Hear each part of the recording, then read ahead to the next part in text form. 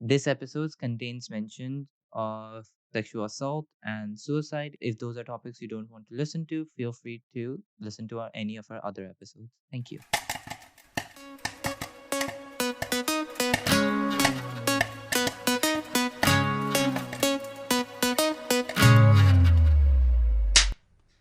Hello, this is Taha. This is Anaina, This is Mui Masala. and we're here to yap at you about films we watched recently. And today we're doing Obsession. And The Little Sister. Okay, so I'm going to start off with Obsession by Curry Barker. No. What? No. Don't do that! I thought we were having a nice day. We are.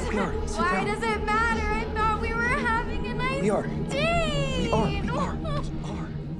So I was really excited to talk about this because I came out of the theater and there were people talking. Sometimes I was want to, like intrude in conversation. as well. Sometimes I don't. Yeah. But like on the other hand, I told you, I was like, and I kind of really want you to watch it, but I don't think you should watch it because I know you don't do well with horror movies, and this will leave a scar on your soul. I feel if you watch it, but I just need you to understand. I need someone to get it.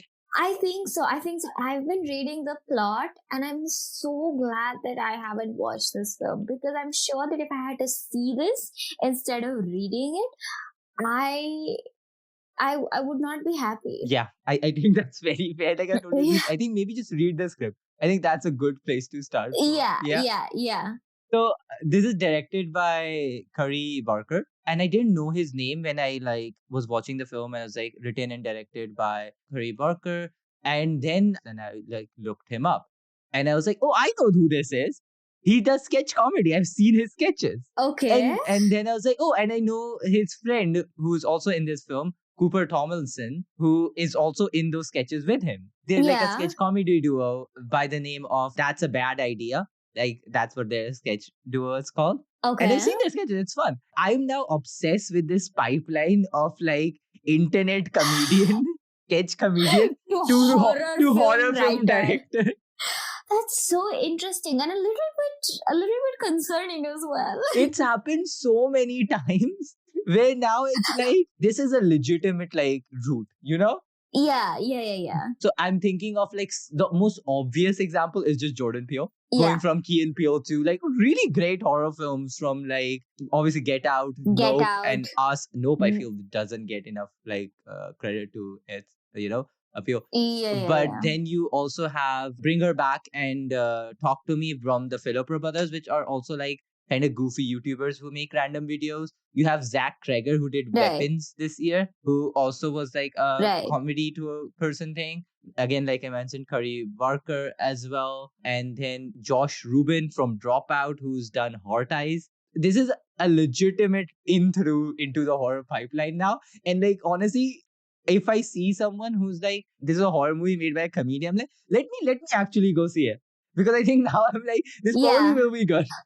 I mean, fair enough. Yeah, there does seem to be some kind of a understanding of each kind of writing that's really, I wouldn't say really good, but that seems to do well with each other. Yeah, I think someone made a good point was because at both times you need to understand both horror and comedy require physical reaction as part of their genre. Yeah. Right. So with comedy, you really need to understand pacing and setting expectations and delivering on them.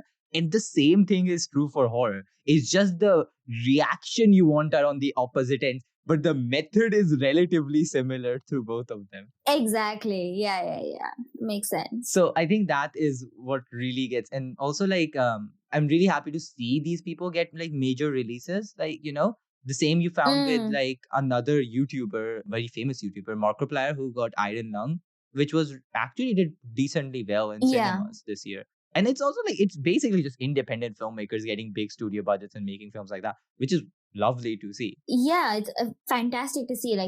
For this film, I'm seeing Universal Pictures and Focus Features as the distributors, which is amazing. Yeah. I think the key thing that helps them, the horror genre again comes up, is also because horror is always done relatively cheaply. Right. Easier to do on a small budget and easy to do really well. In this case, where we keep seeing remakes after remakes and like regurgitation, horror still feels unique. Like I can tell you so many unique horror properties that have come out in the last year and stuff because you can just do a lot in a smaller budget. Right. Yeah. Yeah. Okay. So let me get into the actual film, Yeah. which I really like. Okay. So very basically, you the main film stars Bear, who is played by Michael Johnston, who is basically from the opening scene, just this wet blanket of a dude, right? Who's basically in love with his best friend. The receiving end of which so many women have been in their lives. Yeah. Yeah, Yeah. with a male friend. And I'll underline the thesis of why this is such an excellent horror movie for women. Like, Yeah. so he's in love with his best friend Nikki, played by Indian Everett. And basically, when I say he's such a wet blanket of a person, I'm going to preface this. I'm going to talk about a lot of spoilers in this film. I'm just going to off the bat say Yeah. this is a great film. If you can stomach horror and like be uncomfortable, please watch this. It will be worth your time. I promise you. But I really want to talk about this film. I'm going to use some spoilers now. Right? Yeah. He's such a wet blanket of a person that when his friend directly just asks him, "Do you like me?" when after he says something to her which she finds uncomfortable, he just goes like, yeah, as a friend." And I'm just like, dude, just be a human being sometimes. Have a personality. The reason she has no interest in you is because you have barely a personality. Yeah, and it's like you got an in. Take the in. The hard job was already done. Exactly. But basically, he buys like this one wish willow. And after he is unable to confess, he wishes like, I wish Nikki loves me more than anything in the world, breaks them. Basically, the point is the wish comes true. It's a monkey's paw situation. And she becomes obsessed Right. with him. Hence, obsession. It's there in the name. This is where like the film keeps going into like this, where like you can clearly tell something's off because she feels very different. And you know he knows something's off because he knows her as a friend. Right. So much of the horror comes from how slowly at first is like the wishes come true and basically how she's falling in love with him in this twisted way. And immediately it is very dark. The moment you intake what's happening, it becomes very dark. Right. At best, you can call this manipulation. At worst, it is just assault. It is worse than that, right? It is definitely worse than that. It's possession, but like a controlled, like You know possession. what's happening and you're letting it happen. Yeah. Right? It's a bit like Don't Worry Darling, the kind of concept of Don't Worry Darling. Exactly. In those first starts, you keep seeing like her personality pop back. Like there's one scene where she's kissing him and she just screams and jumps out. And then she goes back to like, everything's okay. I'm so sorry. I don't know why I did that. And it's like obvious something's happening. And at first he is a bit more respectful and doesn't sleep with her. But then she's also like emotionally manipulating him into like sleeping with her, as in like even just in the same bed, as when I say sleeping as well. Yeah. And like it's also like a kind of like a weird thing. So she becomes increasingly infatuated and keeps growing and growing and growing. And then they just start actually dating. And it's his main friend, who's played by Cooper Tomlinson, Ian, is like, what's happening? And he just first is like, oh, her dad's dying and everything. And also kind of just says things which are like half truths and is like acting like he's not sure what's happening or like downplaying the severity of the situation. And this just keeps building up to a head and it just keeps feeling increasingly uncomfortable. I see. And I think the main horror comes from the fact he just keeps ignoring it because he keeps wanting her to be in love with him. Yeah, I see that. And that is truly horrifying. Exactly. And the reason I really appreciate this film, as soon as the film makes you sympathize with him just a bit, because this is an abusive relationship sort of on both sides. But the issue is Nikki is not in control of herself. So her abuse is directly coming from his wish. Exactly. She's not like doing it of her own willing. It's coming from something that he himself wished for. Exactly. There is a natural sympathy you'll feel for him regardless because you feel he's a bit trapped. But whenever the film gives you some sympathy for him, it always makes sure to give you a reason to remember that this is his fault. Right, and it's also like the film doesn't take away agency from him once the wish happens. Because later on it's revealed that firstly he just tries to alter the wish. See, he doesn't try to cancel it first. He tries to alter it. Again, first, he's such a shitty person. And then he's revealed to Yeah. him the only way the wish can be cancelled is if you die. If you die, the wish goes away. And in the end, after a lot, I don't know spoil every single thing, but a lot of things happen, right? And in the end, Right. he is basically has a gun to his mouth and he can't bring himself to kill himself. And I'm like, okay, like I understand that's a very hard thing to like physically do. So he just dry swallows a lot of pills. This is foreshadowed at the start when his cat dies by eating his pills. And like, he doesn't even tell that to Key and tells it to his other friend, Sarah, who there's a whole other thing with as well. Okay. And then you're like, okay, finally, this man is taking responsibility for his own action. And the film keeps drawing closer, and you're like, he's gonna die, he's gonna die. And in the last moment, he tries to puke. He tries to get it all. Oh my god. And in that moment, Nikki herself possessed wishes for him to love her back in the same way, so he doesn't puke. Basically, both of them in that last scene, finally kind of love each other in that both obsessive way because both of them have wished for it to happen. And he still dies because he has taken these pills. And that is when his wish breaks out and Nikki is left with the consequences of all of it. She is left with a fate worse than death. Oh my god, so once again, a woman has to deal with the consequences of a shitty man's actions. Exactly. And I think one of the best scenes in this film is there's a scene where Nikki's asleep. And so her subconscious speaks in the first time. And it's clear. And she just goes like, please kill me. She is just end this. And at first he's listening. But you know what he end question? He doesn't ask her, are you okay? He doesn't ask her what is happening. He asks her, but was it ever real? Oh my god. And her response is, Nikki was never the person that fell for you. Yeah. That is the scene that fully cements him, in my opinion, as the villain. Because in that moment, he leaves and goes talk to Sarah again. So he's been the villain throughout. He's been the villain throughout. It's just this scene. I think this scene is like the seminal point, which is like, that's the line. That's like the final line he crosses. Right. And that rolls on to other characters as well. Yeah, that's why it kind of left a bit of a scar on me. Like, talk to you. It's like, I'm not sure if a part of me got left in the cinema room or a part of the film has permanently instilled itself into me, I mean, fair enough. There are a lot of cool sequences where they play things in reverse and she walks in weird reverse ways and creepy ways, which is so well done. In such I'm pretty sure they did a quick camera technique hack thing and it works to great effect. And also one crucial thing to mention, I feel, is a lot of this just works because of Indy Nevrat's performance, which is just so good, right? Because I keep saying about the wet blanket of a person Bear is, and also that's a great performance as well because he's so easy to kind of shit on. Yeah, and dislike immensely. Yeah, immensely. But this just would not work without her performance, because how she switches on off those emotions, firstly, just those screams, and how she fully goes from Nikki, this one character we see in the first 20 minutes, to the Nikki, which is possessed basically. It's just two different characters, right? That she's playing.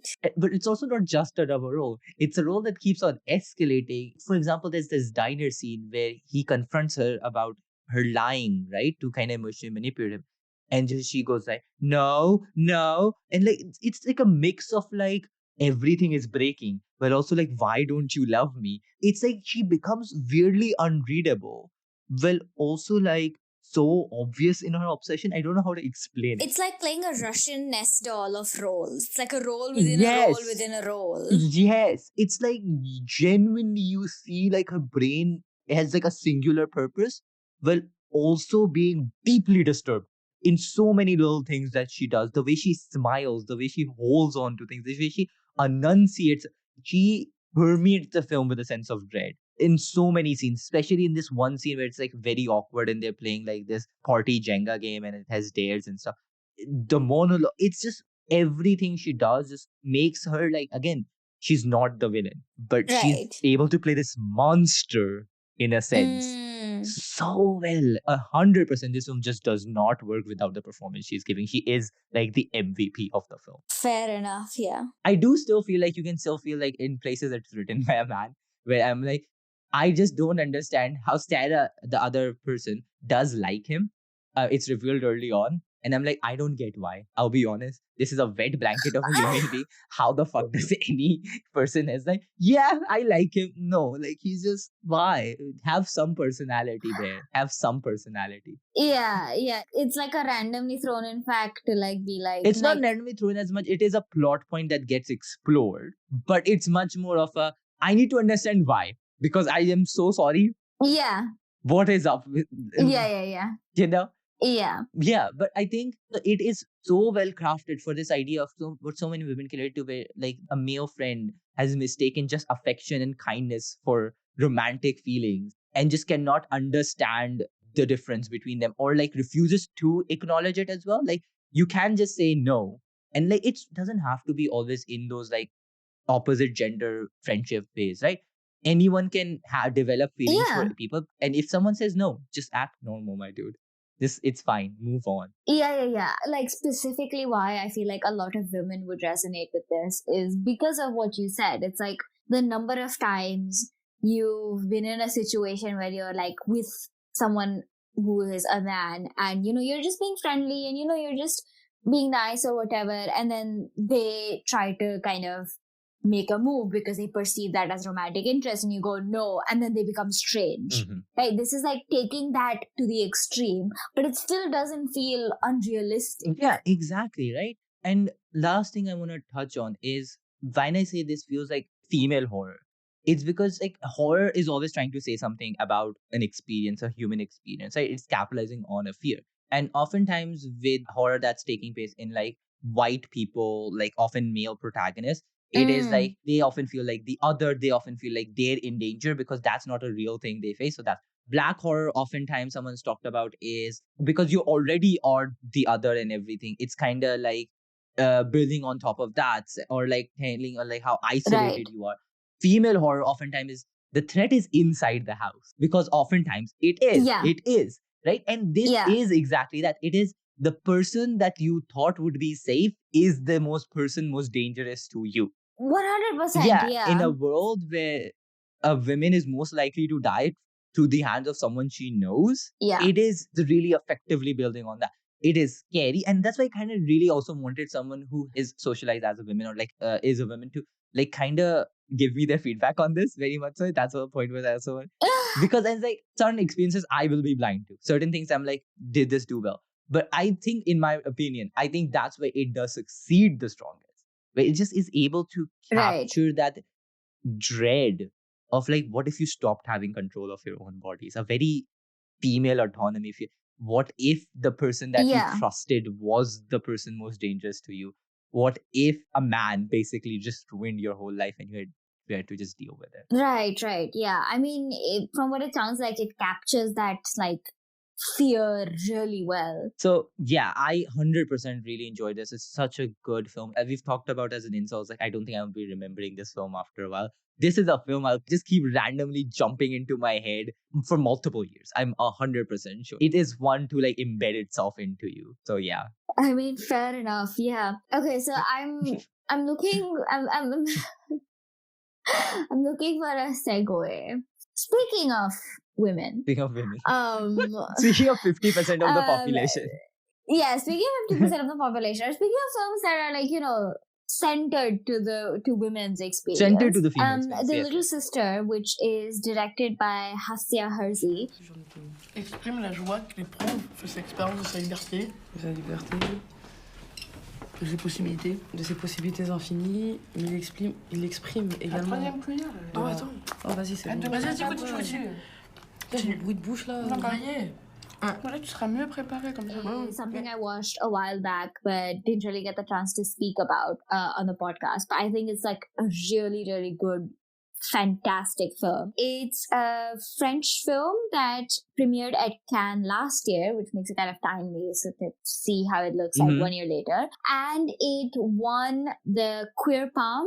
So the director won the Queer Palm at Cannes. Ooh. And the lead actress, Nadia Meliti, won Best Actress as well. Oh, that's amazing. Yeah, and that's fantastic because it's her debut role. Yeah. They literally picked her up and she does such a fantastic job as Fatima, the main character. And basically, the plot of this film follows Fatima, a young French Algerian person who's around like 16, 17, I would say, or 17, 18, as she's kind of growing into her lesbian identity or kind of figuring out what that means for herself as someone who comes from an immigrant background, is Muslim, and is queer. It's set in suburban Paris and what that looks like as well, how that affects or influences the kind of people she meets as well. And basically the plot isn't like very structured. It just goes through these encounters she has with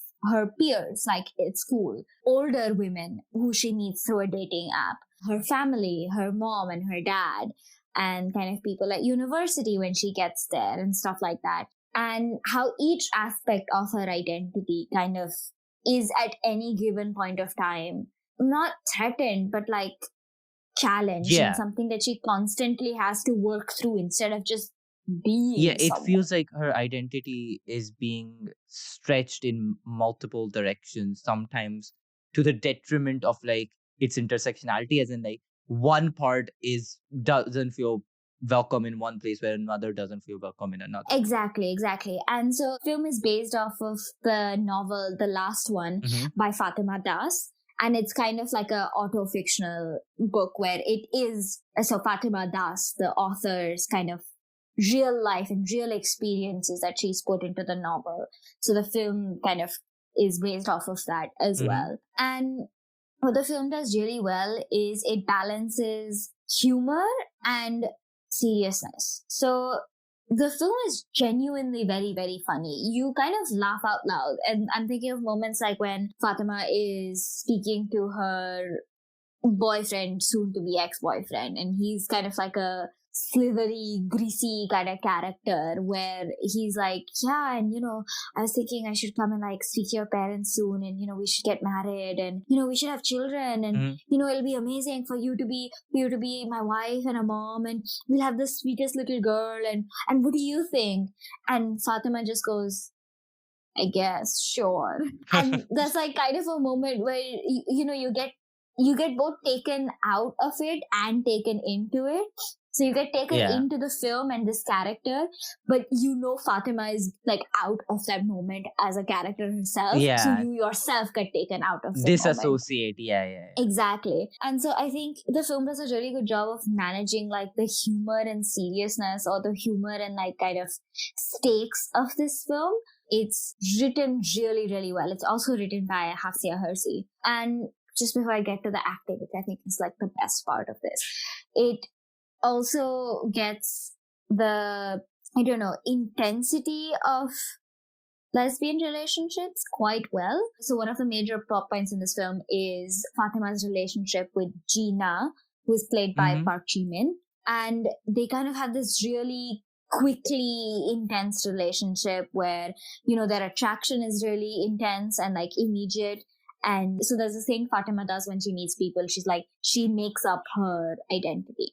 So like when someone asks her, mainly when white women ask her where she's from, she'll say something different each time. She'll say she's Egyptian or from there or there. She won't actually say she's Algerian. And sometimes she doesn't even give her real name. With Gina, she gives her real name because they meet in different circumstances. She gives her real name. She tells her real identity, etc. So their connection is genuine. And they get into like a really intense relationship. But then Gina has a lot of mental health issues and breaks up with Fatima.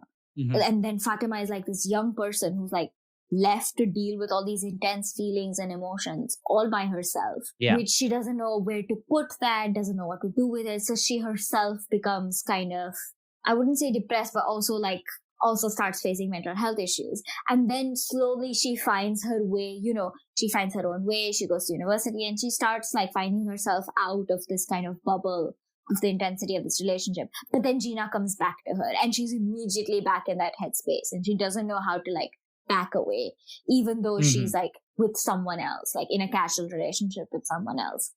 So I think the film gets the like... This also just sounds like, aside from the sapphic nature of the relationship, it also does sound like a coming of age, like just romance, like, just in general, that Absolutely. is the plot of like a lot of like things of like this person comes back into your life and it just through a lot of it. That's like classic rom-com like trope. Absolutely. Yeah, yeah, yeah.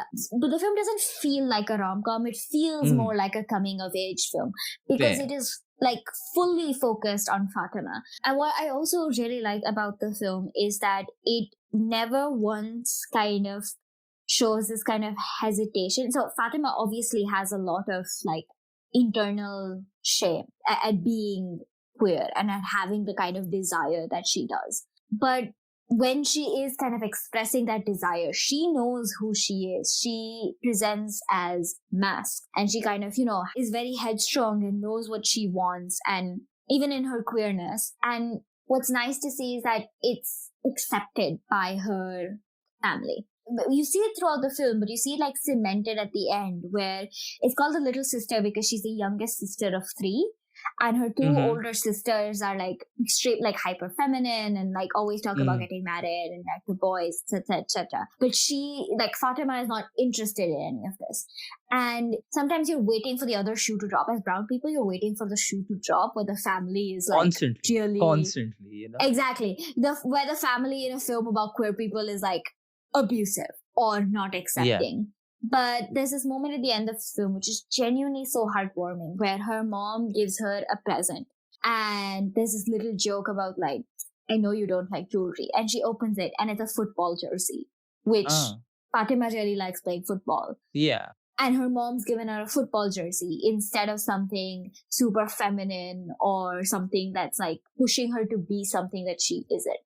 So it's really heartwarming to also see the kind of support that she Yeah. has around her as a young 100%. person, Yeah. which I like to see. Like, I know loads of queer people have problems with representations of families of queer people that are as simple as acceptance or that aren't, like filled with negative emotions or like dispossession or not belonging or something. But I actually enjoy it when you see a simple acceptance because it kind of puts you in a state of mind. It's like, yeah, it is that simple to accept someone to Yeah. accept a queer It also child. like you need both things, right? You can't just have sadness. Like I think it does really add to have euphoria, to have those things built in because you want to see yourself represented in those positive scenarios as well, right? Very much so. Everyone deserves that. Exactly, absolutely. And yeah, so that's like the plot points of the film that I really like. But coming to the acting, which I think is like the show stealer, I think Nadia Melati 100% deserved that award because for a debut film and something that's like it's her first film ever, and to give such a performance where she fully embraces and embodies this character and to do it based off of someone who is real as well and to kind of get that nuance and at the same time, like I was saying, the sadness but also the kind of joy of being queer and everything kind of coexisting at the same time. I think she manages to do such a fantastic job. She works really well with all her co-actors as well, a lot of whom are also like not professional actors. Mhm. They're just people. But especially with Park Ji-min, who has previously acted in Return to Seoul, which I absolutely love. And for all of the actors in this film, I just found out that not all of them were professional actors. And I was like, I think what kept me like really, again, like I said, into the film as well was the fact that the acting kind of draws you in and it keeps you there as well. The Sean Baker method. The Sean Baker method. Not the only person to do it, very obviously. It's just I think he might be the most famous person to do it. Yeah, exactly, yeah. But yeah, I just think this is a fantastic film, and if it's possible, people should absolutely watch it just to see what a film that's actually intersectional and actually understands nuance and the kind of how different parts of your identity don't have to conflict and can exist together at the same time feels like. I have a question. Okay. Yeah. I was looking at the letterbox for this film, and the first like review, which is like honestly an essay about Yeah. the film. Thesis of that one review comes as like the director Hafsia is herself not a lesbian, and it shows throughout the film, and how it talks about like certain experiences which it just feels like it's mapping on to the like again, I've not watched this film. I'm just asking as Right. curiosity. As firstly as like, do you feel that where like you can tell that the person writing and directing this film doesn't understand the nuances or intricacies of the community, or treats the community's like progression or the progression of like coming out as a very like this will happen, then this will happen, then this will happen, as a more like, but as actual queer person will by like, that's just not true. Like it feels like very like See, I can see where the reviewer is coming from, because it, like I said, it's a coming of age story, and coming of age stories have a very specific like progression to them, Yeah. right? Because that's just the way they work. And they're right, that isn't how like a lot or all queer stories work. But okay, so first of all, I didn't think that the director of this film wasn't queer. I did definitely think they were queer. okay. And I think why they're saying that is because there are a lot of scenes where they're at like a lesbian party, or at like a parade, or like at like a pride parade or something. And I think what happens is when you show those scenes, people are like, so this is just like what people think all queer experiences are Yeah. like. And I'm always hesitant to be like, to criticize something for not representing all queer experiences, because how do you know this wasn't someone's queer experience? Yeah, exactly. And especially because this is adapted from an auto-fictional novel, right? Yeah. So I'm always hesitant to say that even if it wasn't adapted from an auto-fictional novel, I would be hesitant to level that specific criticism. Obviously, there's a line to kind of the kinds of representation that you see and you don't see, and where you can level that kind of criticism. But I don't think this film has that, especially since the character is a young person between the ages of 16 to 18. And I myself do not mind a story like that, just because it's nice. I don't understand what the problem is with seeing something that has joy or that follows a simple storyline. Yeah, that's valid. I mean, also like two people can come in from very different places, right? The Exactly, fact yeah. that this person wrote this in French might also be telling us that there's a part of the French queer experience that we might be missing out on with this person. Exactly. The doesn't understand whole film is in French, because it is set, like I said, in the suburbs of Yeah. Paris. And it explores that as well, of like what it means to be as French Algerian, and as Algerian, right? And how they like intersect with each other. So I think, yeah, there's so much like nuance to it, which I think to me does come across in the silent bits of the film as well. Fair enough. Yeah. Yeah, so I think it's a great film, and should be watched. Enough. So yeah, those were our thoughts. Thank you for tuning in. This podcast is produced only by us with musical assets from Pixabay. If you enjoyed this, please do share it. See you again next time. Bye bye.